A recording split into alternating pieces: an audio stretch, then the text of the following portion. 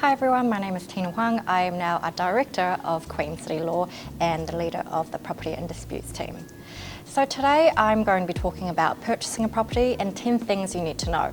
I have done 2 videos in the past. The first is on 10 things you should know when purchasing property, but it's really more for people who are in the game looking for property and what to look for after they've been to a few open homes and things like that. And it covers agreements, GST tenancies, things to look out for, warranties and conditions. So it's a little bit more complicated.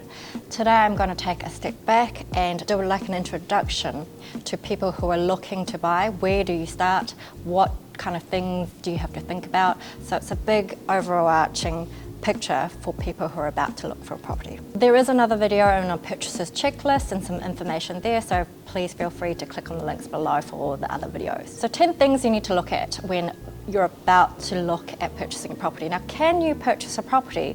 The first one is obviously finance. So you'll be looking to use either a broker or contact the banks yourself. So a broker cuts down the work for you. They deal with your pre-approval applications. They will contact various banks and talk about some interest rates you can get, possibly cashbacks and things like that. So they'll explain the whole process for you. They're paid by the bank, so it is a free service, but you might want to deal with banks directly if you already have a relationship. Then you need to think about deposits. How much cash do you have? But also you can use your KiwiSaver, or will you get money from your family? And then you'll need to think about gifting.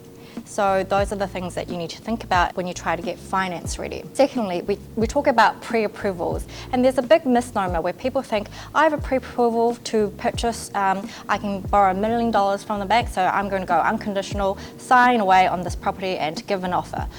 Be very careful because the pre-approval is generic. So while the bank might have given you a pre-approval for $1 million loan, if you buy this particular property, that $1 million might go down to $800,000, or it might go down completely because the bank might not want to lend on that particular property because it has insurance or other issues. So be careful with pre-approvals. Thirdly, valuations. When do you need a valuation? Often a valuation is needed by the bank to support the property purchase. This can be risky. So if you're going to an auction based on a pre-approval, but it's conditional upon a valuation for that property, you're taking that risk that after auction, the valuation for the property might be lower than expected, which means the bank will lend lower. So be careful about valuations. Fourthly, eligibility to purchase. Do you have OIO status, or do you need to apply? Click on this video below about your eligibility on OIO. Fifthly, agents. A big misnomer is that people think that agents are working for you. Well, actually the agents are commissioned and organised by vendors, so they're the vendor's agent. Especially in Asian markets, there's a purchaser's agent that works for you and gets paid by you. But remember, the agents here are mostly the vendor's agent, get paid by them, get paid when the property sells, so that's what they're working towards. So open homes. Open homes, you all know about them, they're open to the public, you can go. And I would suggest you go to at least 2 or 3 open homes for that property before you make an offer. Think about who to bring, whether you want to take your builder friend or an actual builder through to give you the assessment or view. Use that open home opportunity wisely. Making an offer. Now, when you're about to make an offer and that offer is accepted, then a contract forms and it's legally binding. Now, this is when we say you should get a lawyer involved to make sure that that offer you put through and the potential agreement is all solid and is fully in line with your understanding. Now, the big one, number 8, what to look for in a property.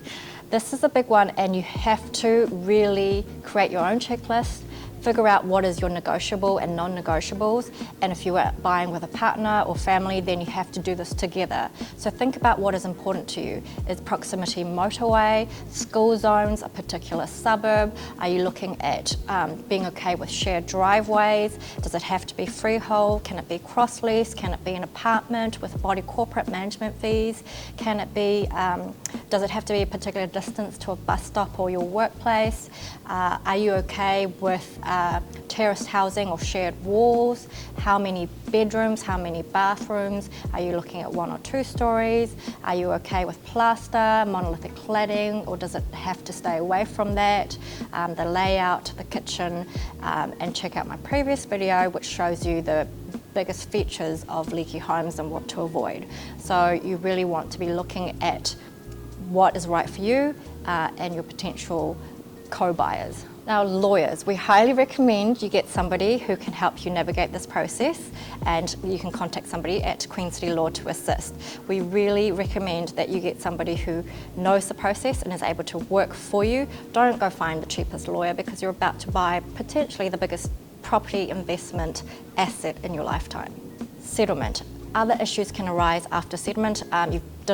Often it takes 6 months to a year to look for a property. You've signed the agreement, you're about to settle, but before settlement some issues might arise. So your lawyer needs to be ready to make a claim for compensation if required. And sometimes there are issues after settlement, and you might have to take the vendor to the disputes tribunal or court, or there could be some building defect liability issues that you have 12 months to raise if you buy a new build. So those are the things that you need to know. Hopefully your lawyer can assist you with that, and definitely the team at Queen City Law can. So feel free to contact us as you have any questions. Thank you.